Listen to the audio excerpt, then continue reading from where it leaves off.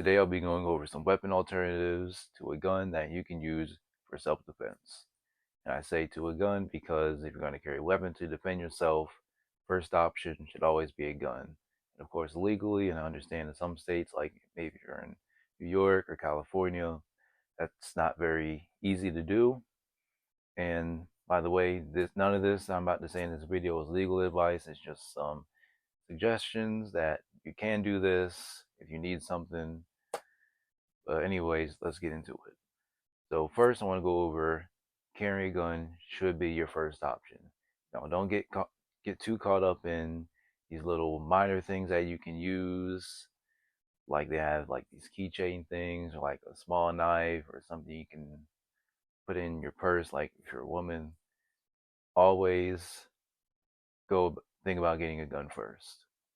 But you can't get a gun for whatever reason it is, maybe your state, or you feel like the process is too long, or if you just can't do it because you're prohibited, then there's other options for you, and that's what I'm about to go over right now. The first thing I want to go over is the taser. Now, the taser, this is something that I never considered carrying for self-defense because I mean, it's like a knife. There's no range to it. You have to get up and personal. If someone's that close to you and you need a taser, it may or may not be effective, but it is something to have, I guess, if you really need something. But unlike these other two options, I don't think it's as available as you might think. And this is a good taser, but what scenarios could this be applied? I was trying to think where this would be very practical, but I'm not sure about really any. Similar to pepper spray, which is going to come up next.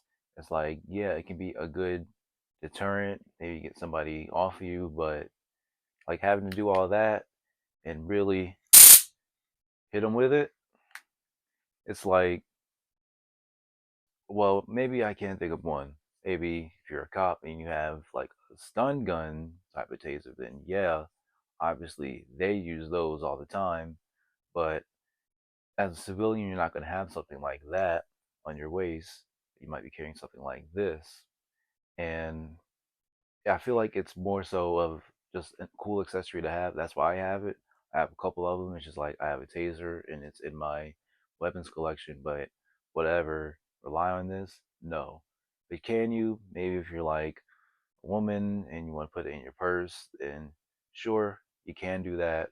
But for most people, especially if you're a guy, this isn't really the best option, but still, you can if you want to. Next, I was going to go over pepper spray. Now, this is way better than using a taser because just think of it like bear spray. If you're somewhere and there's bears around, you spray it and they won't come for you, right?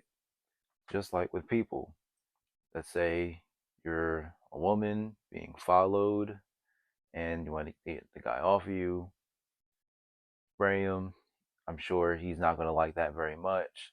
It's going to stop him because, I mean, I've felt what it's like being well, not being pepper sprayed, but I've sprayed it and I just breathed it in and it was very bad.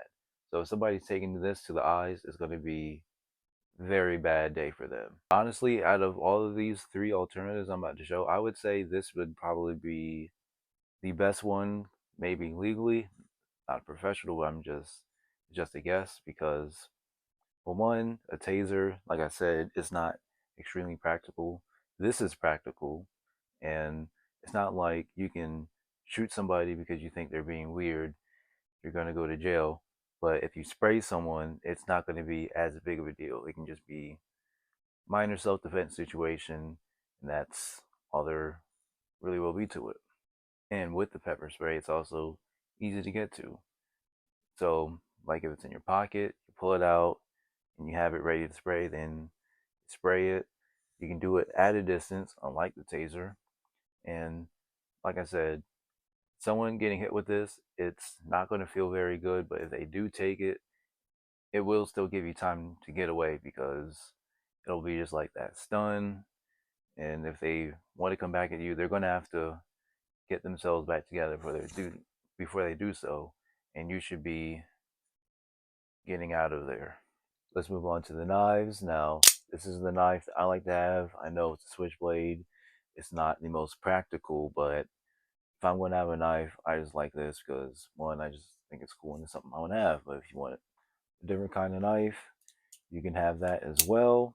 But it's the best option you can get that's closer to a gun, and it's not going to get you in as much trouble as carrying a gun. Now, same thing, similar to a taser, you have to be up close and personal for someone to use it. And this is like really last resort. Like if you're using a knife for self defense, that's something that you can say it was the only option I have. It was my last resort, and I had to because, like I said, it's very close quarters. But one thing I do need to mention is if you're going to use a knife for self defense, you should be training with it. And this applies to literally anything when it comes to defense. When it comes to your hands, you should be training how to use your hands, martial arts. If you're going to carry pepper spray, you should know how you're going to get to it and practice with that. Knife, you need to learn how to train with the knife as well. Gun, you need to learn how to train with the gun. But since we're talking about knives, this is something that you should be practicing. You should be having somewhere you can access, pull it out, and use it. Just like what you're practicing with a gun, you're dry firing, where you're practicing at a range where you can do that. Lift out your shirt and draw and fire. Same thing with the knife. That's probably something I probably should close with though. Self defense is not something that's very predictable, it's very unpredictable. Nobody knows that they're going to go outside and they're going to have to defend themselves for sure.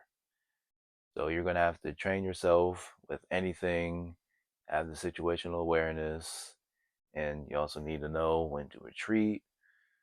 If it's really a fighting scenario where flight isn't an option, and all that stuff needs to be something that you consider when you want to take this seriously or take your life and your safety seriously. But yeah, that's all I really have for this video. Just stay safe, train, and I'll see you in the next one.